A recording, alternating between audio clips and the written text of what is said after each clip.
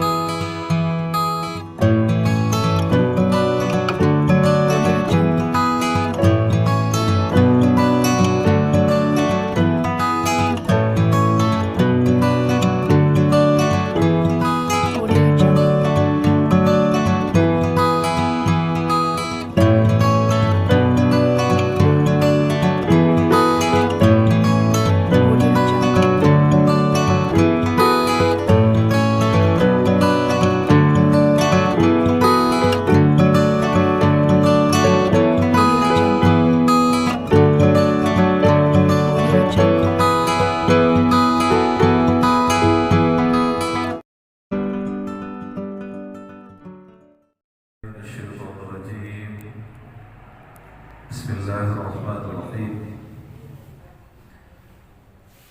Rabbi shrah li sadri wa yassir li amri wahlul 'uqdatam min lisani yafqahu qawli. Subhanaka la ilma lana illa ma 'allamtana innaka antal alimul hakim. Assalamualaikum warahmatullahi wabarakatuh.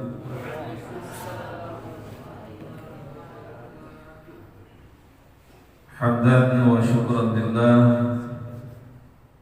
wassalatu wassalamu ala nabiyyina Muhammad ibn Abdillah, la hawla wa la quwwata illa billah.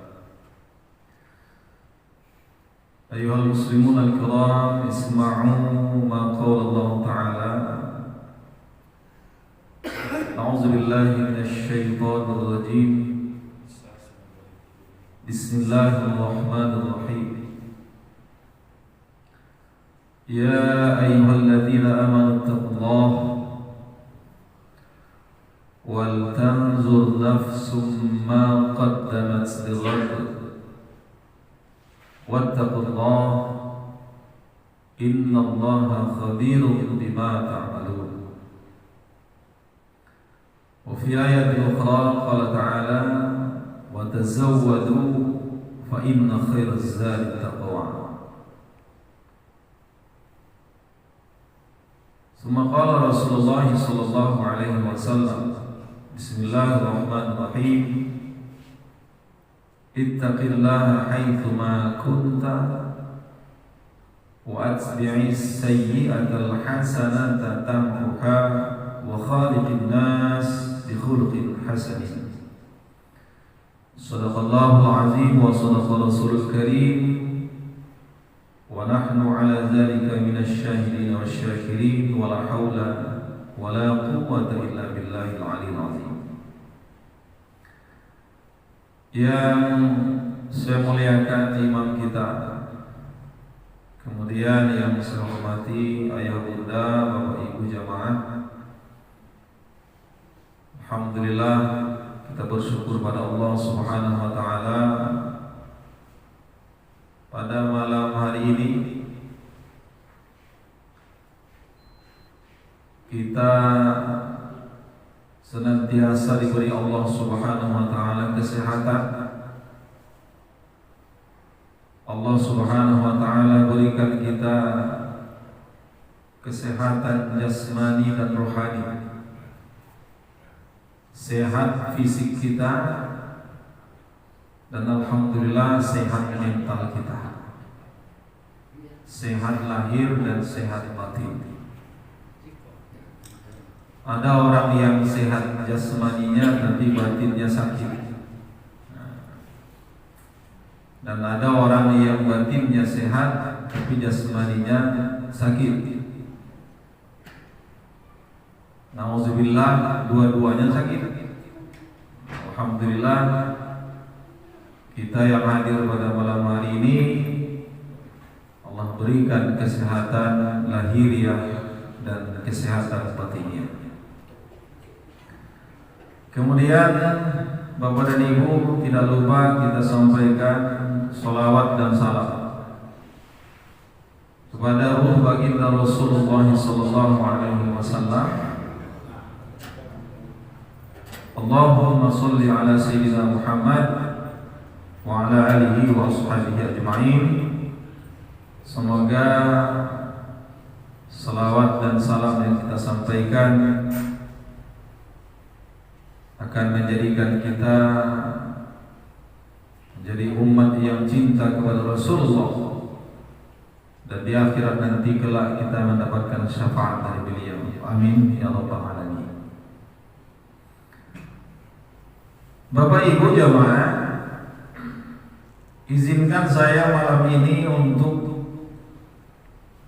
berbagi kepada kita tentang firman Allah yang saya bacakan pada awal muqaddimah, dengan tema pembicaraan kita pada malam ini, pergantian tahun, momentum muhasabah diri. Pergantian tahun, momentum untuk bermuhasabah. Bapak Ibu jamaah dimuliakan Allah, tidak bisa kita pungkiri bahwa seiring dengan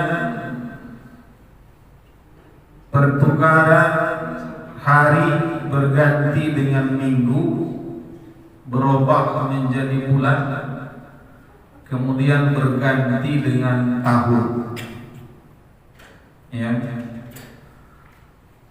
Dan malam ini menurut kalender Masehi adalah maghrib yang terakhir, ya Bapak Ibu ya, maghrib yang terakhir pada tahun 2021 Masehi. Dan nanti kalau menurut hitungan 00.01 detik sudah bertukar menjadi tahun 2022. Beda dengan hitungan Hijriah Bapak Ibu. Kalau hitungan Hijriah sekarang ini sudah hari Sabtu. Sekarang tadi masuk maghrib, Jumat sudah tinggal. Sekarang sudah hari Sabtu. Seiring dengan pergantian waktu yang kita maksudkan tadi Bapak dan Ibu, secara matematika tentu umur kita bertambah. Ya. Ayah bunda mungkin di sini ada yang umurnya 50, besok jadi 51. Secara matematika ada yang kita hari ini umur 60, besok 61. Kalau dibandingkan dengan umur Rasulullah SAW dan umatnya juga sekitaran umur beliau. Kalau Rasul 63 tahun ya. Jadi kalau dibandingkan dengan umur Rasulullah, kalau hari ini ada umur kita yang 62 tahun 11 bulan, bila orang kira sebulan lain ya, 62 tahun 11 bulan. Yang paling parah kalau ada yang umur kita 62 tahun 11 bulan 28 hari. Secara matematika betul umur kita bertambah. Ini sering saya sampaikan. Akan tetapi kita harus sadar dan mau tidak mau kita harus mengakui bahwa semakin bertambah umur kita, maka artinya semakin berkurang jatah hidup kita. Itu gak bisa dipungkiri. Semakin bertambah usia kita, semakin berkurang jatah hidup kita di atas dunia. Atau dengan bahasa lain, semakin lama kita hidup di dunia, artinya semakin dekat jarak kita dengan, kalau sekarang Jambon. Dan ini sudah selalu diingatkan oleh Allah Subhanahu wa taala dan Rasulullah sallallahu alaihi wasallam dalam sebuah hadis, kafa bil mauti mau'izah. Mengingat kematian, menyaksikan kematian, ikut menyelenggarakan jenazah, melihat ada jenazah terbujur di depan kita, mau'izah. Cukup dengan kematian itu menjadi pelajaran yang berharga bagimu, kata Rasulullah SAW.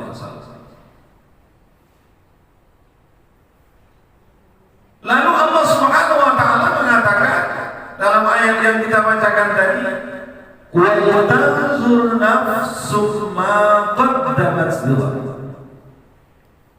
Ini tugas kita ini.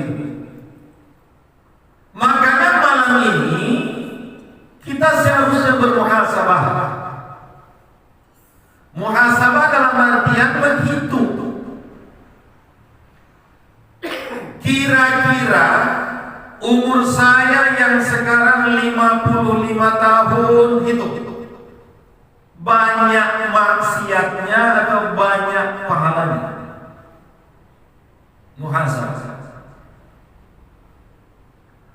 Umur saya yang sekarang sudah 60 tahun, banyak mana menghadap Allah Subhanahu wa taala atau membelakangi Allah Subhanahu wa taala? Muhasabah. Siapa yang tahu jawabannya? Tidak lain tidak bukan selain Allah, diri kita sendiri.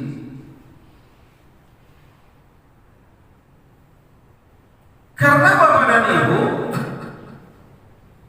kita diminta oleh Allah Subhanahu wa taala mempersiapkan bekal. Bekal kapan? Bekal lighad, hari esok. Apa itu hari esok? Nanti hari akhir. Saya sering sampaikan begini bahasanya Bapak Ibu. Kematian yang sering kita lihat ya, kematian mungkin tetangga kita, mungkin saudara kita, bahkan keluarga kita. Kematian itu bukanlah akhir dari kehidupan. Ya, coba Bapak Ibu, kita sepakati dulu, kita paham dulu.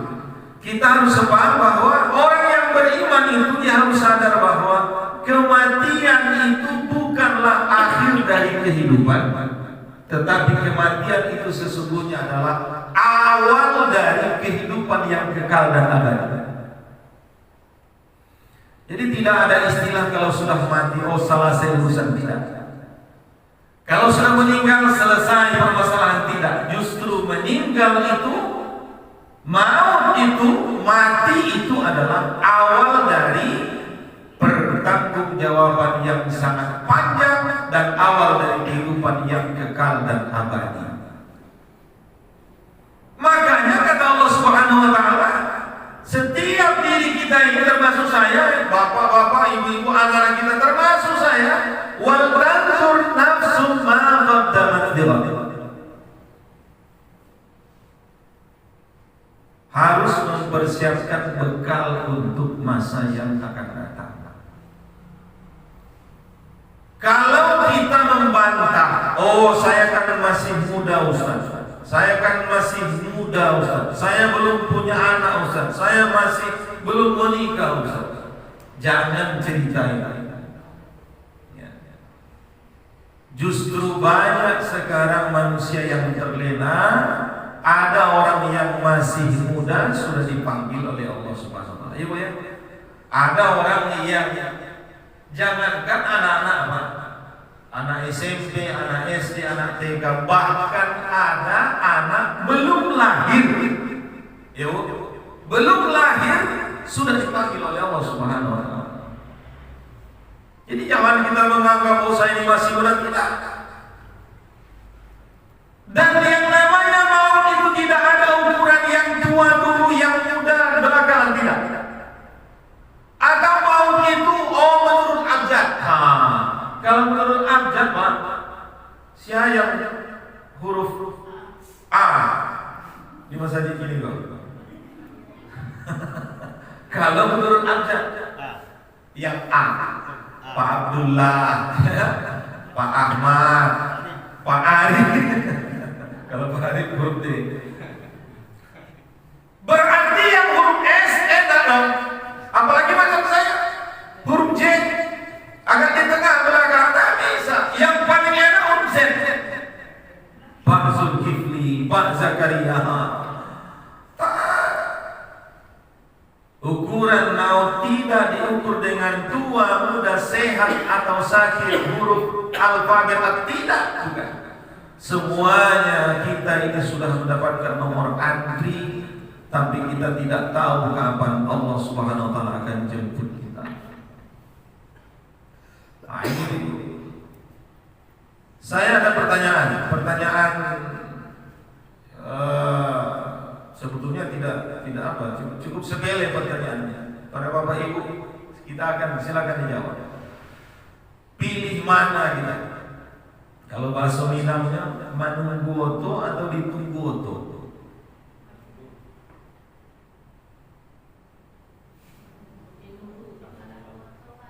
Saya yang salah jawab tak tunggu.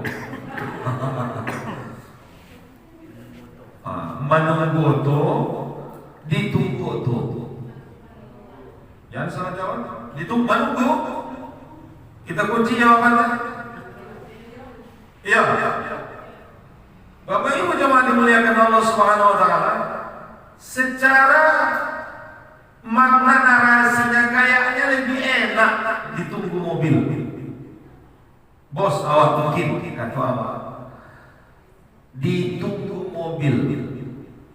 Dan kadangkala Bapak Ibu banyak di antara kita yang berprinsip ditunggu mobil karena kesannya lebih enak. Ditunggu mobil. Orang yang ditunggu mobil konsekuensinya apa?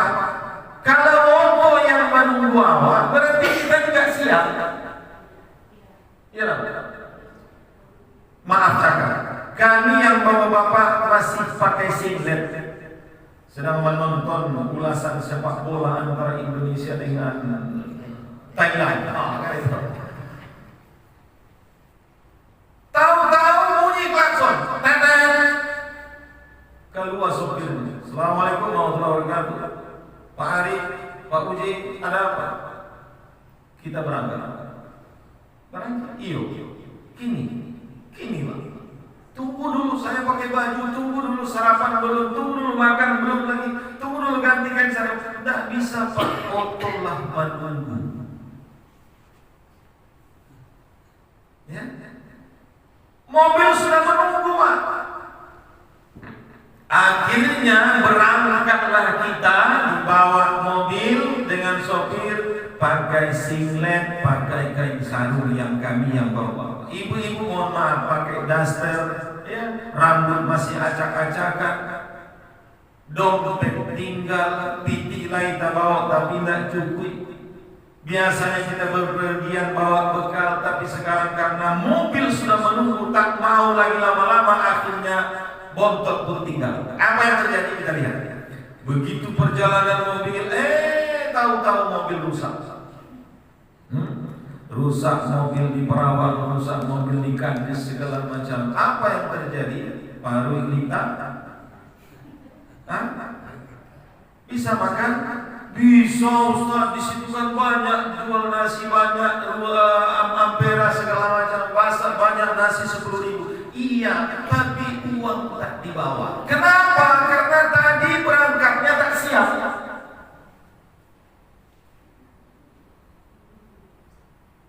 Berangkatnya tak siap.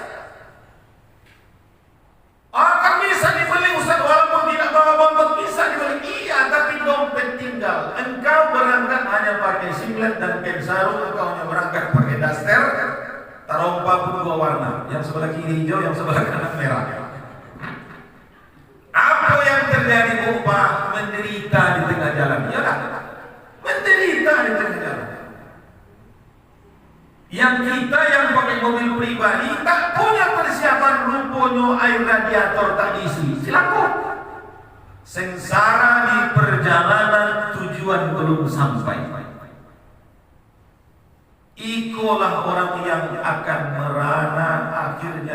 ujung hayatnya berada dalam keadaan su'ul khatimah. Wasiqal ladzina kafaru ila jahannam zumara hatta idza ja'uha futihat abwabuha wa qala lahum khazanatuha, sampai akhir ayat. Lihatlah orang yang kafir masuk ke dalam neraka. Lihatlah orang kafir masuk ke dalam neraka. Dikatakan kepada mereka, rasakan ya azab Allah Subhanahu wa taala. Orang yang suka ditunggu otot, lalai. Orang azan maghrib, hayya 'alas shalah,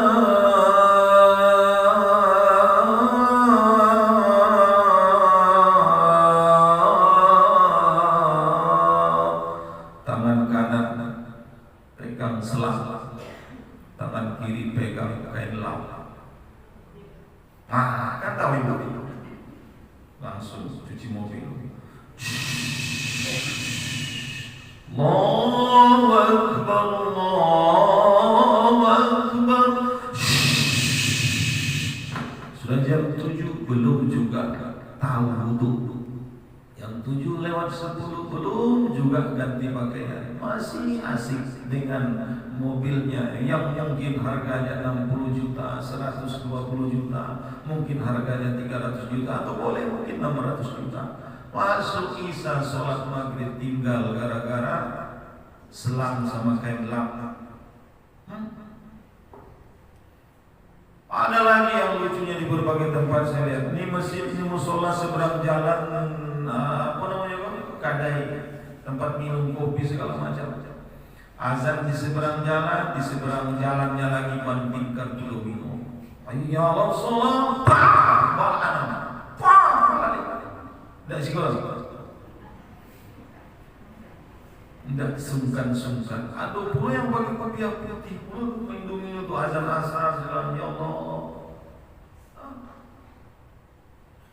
yang manggil bukan muazzin, yang manggil Allah Subhanahu wa taala. Allahumma rabb hadhihi ad-da'wati at-tammah was salatil qa'imah. Orang yang menunggu mobil, kalau tadi ditunggu mobil, sekarang menunggu mobil. Dia yang menunggu mobil. Apa bedanya Ustaz? Orang yang menunggu mobil itu lebih kesannya santai dan punya persiapan. Besok kapan? Pekanbaru. Berhari Pekanbaru 3 hari. Kalau 3 hari berastel pakaian disiapkan. Kemarin besok ke Batam, berhari di Batam sampai anak sampai menantu agak seminggu. Ibu persiapkan pakaian secukupnya. Bahkan bagi yang penyakit asam lambung segala bawa botol. Ambil nasi masukkan ke dalam tupperware. Ya, yang ada yang sebesar ini. Nanti di pesawat makan atau di atas di bus segala macam, mengantisipasi supaya kita selamat dalam perjalanan. Disiapkan pakaian, disiapkan duit secukupnya, karena kita dalam perjalanan. Jam berapa berangkat mobilnya kita tahu, jam berapa pesawatnya terbang kita tahu, dan kita punya persiapan. Andaikan mobil rusak di tengah jalan, awas santai. Kita baru ambil kontak, habis Ustaz kontoknya. Tuh rumah makan hampir 10.000. Duit ada, dompet di bawah, ATM pun berisi. Itu orang yang punya persiapan.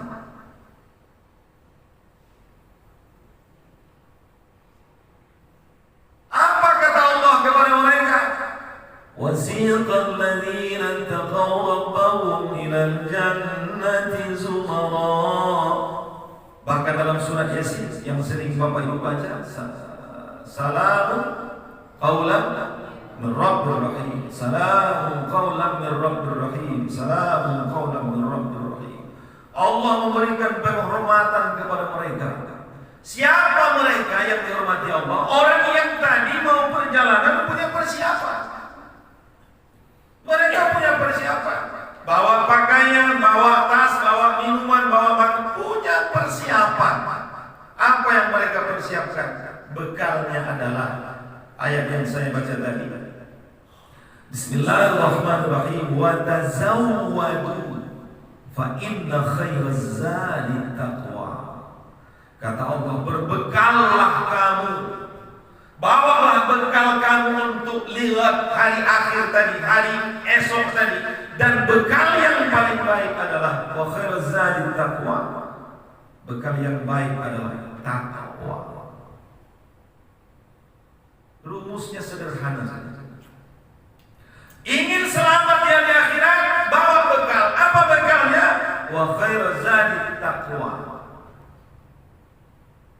Bekal yang paling baik adalah takwa kepada Allah Subhanahu wa taala. Kalau saya jabarkan masalah takwa nanti, saya yakin Bapak Ibu sudah sering. Intinya adalah takwa itu melaksanakan perintah Allah dan meninggalkan larangan Allah Subhanahu wa taala. Mana perintah Allah termasuk sekarang? Dan inti dari perintah Allah Subhanahu wa taala itu adalah salat 5 waktu sehari semasa. Kalau kita ada yang tidak menghadap Allah tapi malah membelakangi Allah Subhanahu wa taala. Maaf cakap, sudah bau tanah, enggak juga sadar. Aduh. Ada orang yang sudah uzur tapi enggak pernah nampak sujud. Ini memprihatinkan. Nah, Bapak Ibu jemaah dimuliakan Allah Subhanahu wa taala, kembali saya sampaikan bahwa di akhir tahun ini ayo sama-sama kita bermuhasabah, menghitung diri, ya. Introspeksi diri, intro ke dalam, speksi, periksa dalam. Check and recheck. Pareso balik. Ulangi pareso dah. Pareso balik. Siapa yang tidak punya masa lalu? Kita ini semua punya masa lalu, ya. Maaf, contohnya begini. Mungkin dulu yang kita laki-laki yang bapak-bapak, sebelum menikah dulu, waktu masih bujangan, tentu supaya. Maaf cakapnya mungkin yang kita makan entah apa yang kita makan, ya. Ayam sama yang bukan ayam samo saja, ya. Yang kambing dengan yang bukan kambing sama. Mungkin kita dulu masa gadis yang ibu-ibu tak tahu dengan menutup aurat segala macam. Kita dulu punya masa lalu. Tapi ibarat orang yang nengok ke belakang, ibarat orang yang punya oto atau Honda, jangan terus-menerus mencari kaca spion. Lihat ke belakang untuk pelajaran di masa depan. Betul. Tapi kalau tarih menarih mencari ke belakang, terlantar orang bawa oto, cek spion. Itu sekarang dia mencari ke belakang, tidak ada mencari ke bungkur. Akhirnya terlantar pakai orang. Apa maksudnya Ustaz? Masa berlalu silakan. Itu adalah kenangan untuk perbaikan di masa yang akan datang. Allah itu Maha Pengasih, Maha Penyayang. Innallaha ghafurur rahim, innahu huwat tawwabur rahim. Allah itu penerima taubat. Ada dosa kita yang lalu selagi kita ikhtikaf untuk memperbaikinya, yakinlah Bapak Ibu, Allah akan ampuni dosa kita. Makanya ada 3 tugas kita. Ada 3 perkara di akhir tahun ini saya sampaikan. 1, sesuai dengan hadis Rasulullah tadi. Ittaqillaha haitsu ma kunta, sama ibu sudah saya sampaikan. Bertakwa kepada Allah haitsu ma kunta, dimanapun kamu berada, kapanpun, dimanapun. Takwa selalu kita lakukan pada Allah Subhanahu wa taala. Takwa itu bukan hanya di bulan Ramadan. Takwa itu bukan hanya di masjid. Kalau di masjid kita berpakaian menutup aurat, kalau di masjid kita menjaga omongan kita, di luar masjid sanggup nggak kita menjaga omongan? Makanya dalam sholat itu pelajarannya luar biasa. Saya ambilkan contoh Bapak Ibu ya, dalam sholat. Sholat diawali dengan takbir, takbiratul ihram. Usolli fardal maghribi. Allahu Akbar. Apa maknanya? Itu artinya Allahu Akbar artinya Allah Maha. Maknanya apa? Allah yang Maha Besar berarti saya. Kalau saya kecil berarti nggak boleh sombong karena Allah yang besar, saya ini kecil. Kalau saya kecil, saya nggak boleh sombong sama orang lain. Maka orang yang rajin sholat dia tidak akan pernah sombong kepada tetangga, tidak pernah akan sombong dengan saudara. Orang yang tahu dengan makna Allah Akbar tadi, Allahu Akbar, Allah yang Maha Besar berarti saya ini kecil ya Allah, saya ini kerdil ya Allah. Iko baru punya deposito 500.000. Nongeh.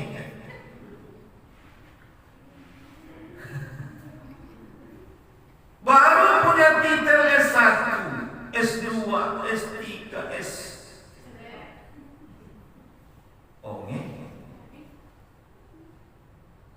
Baru punya ini, baru punya kursi basah seperti ini, baru punya jabatan seperti ini. Kamu diajarkan dalam sholat Allahu Akbar, Allah yang Maha Besar. Ngapain harus sombong? Memandang kawan tetangga dengan sebelah mata, menyuruh kawan dengan tegak pinggang segala macam. Sombong. Yang memakai sombong itu, yang benar satu, yang salah satu. Yang benar siapa? Allah. Allah itu wajar sombong. Al-Mutakabbir Asmaul Husna. Nah, lihat nanti. Lihat, baris ketiga. Al-Mutakabbir, Allah yang sombong. Kenapa Allah sombong? Allah pantas sombong karena dia yang punya. Semuanya milik Allah, termasuk apa yang kita miliki itu milik Allah. Yang kedua, siapa yang sombong itu? Sombongnya salah. Siapa? Syaitan, iblis. Aba wastakbar. Diperintahkan sujud oleh Allah kepada Adam, dia tak mau. Aba wastakbar, dia menyombongkan diri kepada Allah Subhanahu wa taala. Berarti kalau ada manusia yang sombong, berarti dua kemungkinan. Dapat pandang kajian itu. Kalau ada jamaah masjid Taqwa yang sombong, dua kemungkinan. Bisa jadi saat itu dia sudah menjadi Fir'aun mengaku Tuhan, dan bisa jadi pada saat itu dia sudah jadi ibu yang nyambung, saya nggak nyambung. Singkat aja kan. Nah, yang kedua dalam ibadah sholat itu apa? Tadi pertama takbir. Yang kedua apa? Ditutup dengan Assalamualaikum warahmatullahi wabarakatuh. Apa maksudnya? Apa maknanya? Selamat sejahtera bagimu saudara-saudaraku yang ada di muka, yang ada di samping kanan, yang ada di belakang. Selamat sejahtera bagimu saudaraku, tetanggaku yang ada di muka, yang ada di samping kiri, yang ada di belakang. Artinya apa? Orang yang sering sholat, dia mampu menyelamatkan dirinya, menyelamatkan keluarganya, dan menyelamatkan tetangganya. Assalamualaikum warahmatullahi wabarakatuh. Tiap sholat kita baca, maka tolong selamatkan jiran tetanggamu. Kata Rasulullah, salah satu golongan yang tidak masuk surga itu adalah jarusu, tetangga yang jahat dengan tetangganya. Tetangga dan kalamadinya saja. Septic tank, pembuangan, kalahan tetangga. Tembus. Tempie, cucuran atau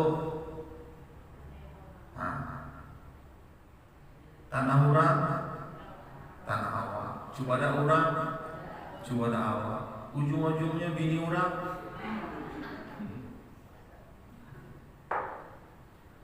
Takwa pada Allah.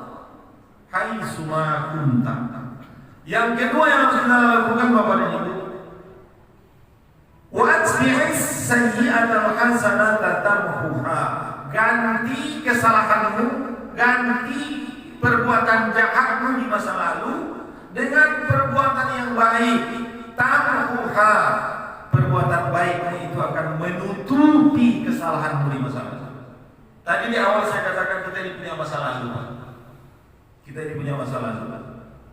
Tapi yakinlah bahwa kita juga punya masa depan yang gemilang. Bagaimana caranya? Gantilah ya perbuatan kita, perbuatan salah di masa lalu dengan amal baik. Yang dulu suka mengambil hak orang lain, banyak sedekah ini. Nah, perbanyak sedekah. Yang dulu suka bercarui, jual yang berbanyak dengan zikir. Yang kita kan kadang-kadang aneh ya Pak ya. Orang rumah telah buka pintu, bercarui. Anak telah ambil piring, bercarui. Honda diengkol 7 kali dari duit. Ibu mau itu ya, kompor tak ini 7 kali 3 batang, kalau yang tidak ini bercarui. Ganti dengan berbanyak zikir kepada Allah Subhanahu wa taala. Makanya kata Allah Subhanahu wa taala dalam Al-Qur'an itu, kalau soal amal, kalau berbuat, kata Allah di konsepnya, berbuat itu yang berkualitas. Wa amilus sholihat. Kalau berbuat karajo berkualitas, jangan asal karajo. Kalau contoh orang tukang untuk rancang bangun, dirancang dulu baru dibangun, itu enggak baru rancang. Kalau dibangun mau kalau lihat itu tidak berkualitas. Wa amilus sholihat. Kalau karajo itu berkualitas. Tapi kalau Allah cerita masalah zikir, Allah bercerita zikir tidak masalah kualitas, tapi berzikirlah kamu kepada Allah. Wazkurullaha katsira. Berzikir dengan banyak zikir. Pokoknya berzikir. Perbanyak berzikir. Astagfirullahaladzim, subhanallah, alhamdulillah. Perbanyak berzikir.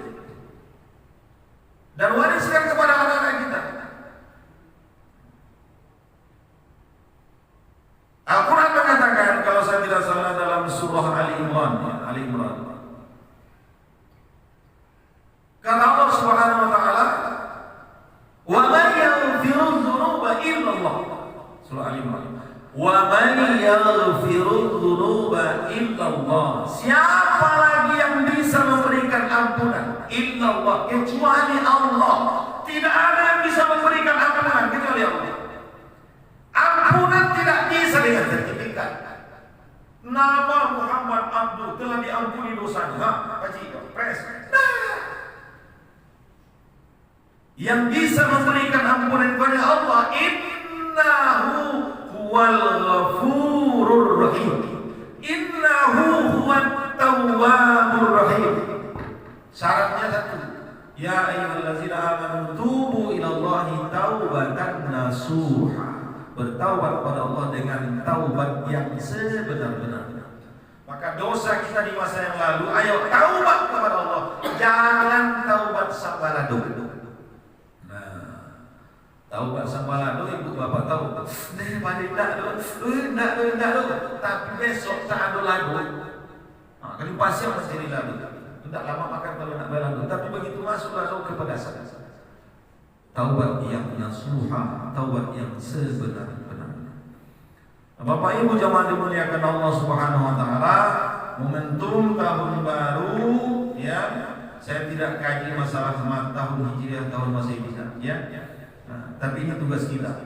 Perbaiki ketakwaan kita kepada Allah, kemudian ganti kesalahan-kesalahan kita di masa lalu dengan berbuat baik. Yang terakhir, yang ketiga, wa khaliqin nas bi khuluqin hasan. Bergaullah dengan sesama manusia dengan pergaulan yang baik. Kalau kita lihat teks hadis ini, wa khaliqin nas, bergaullah kamu dengan manusia. Rasul tidak mengatakan bergaul dengan orang Islam Islam bergaul dengan orang beriman? Tidak. Rasul mengatakan wa khaliqin nas, bergaul dengan sesama manusia. Artinya apa Bapak dan Ibu? Rasul mengajarkan kita supaya menjunjung tinggi toleransi. Apapun agamanya, apapun suku bahasanya, hormati dia karena dia adalah manusia. Kecuali kalau sudah masalah akidah, nah itu no kompromi. Kalau sudah masuk masalah akidah, jelas surah Al-Kafirun, lakum dinukum waliyadin. Ibu-ibu belanja ke kedai yang bukan orang Islam, tak masalah. Tak masalah. Kita bergaul dengan mereka, tak masalah. Bahkan Rasulullah SAW mengatakan, man azza zimmiyan faqad azani. Siapa yang suka mengganggu kafir zimmi, kata Rasulullah. Kafir zimmi orang yang bukan Islam tapi mau hidup rukun, mau gotong royong bersama, mau bermasyarakat. Siapa yang mengganggu mereka, kata Rasulullah, sama dengan faqad azani, mengganggu saya. Jadi kalau ada orang yang mengatakan orang Islam itu orang yang intoleran, itu namanya salto. Salah total,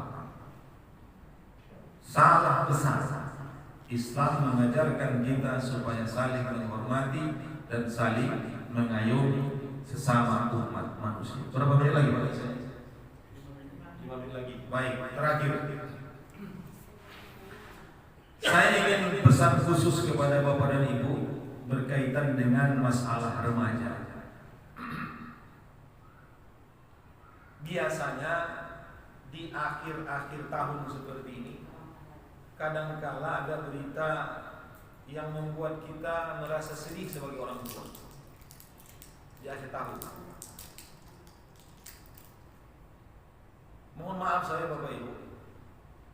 Tahun 2009 dulu, sudah berapa tahun? 2009. Waktu itu WA belum kayak sekarang. Saya lagi berdiri di depan gerbang sekolah. Datang pengantar koran. Masih ingat saya itu, tanggal 1 Januari 2009.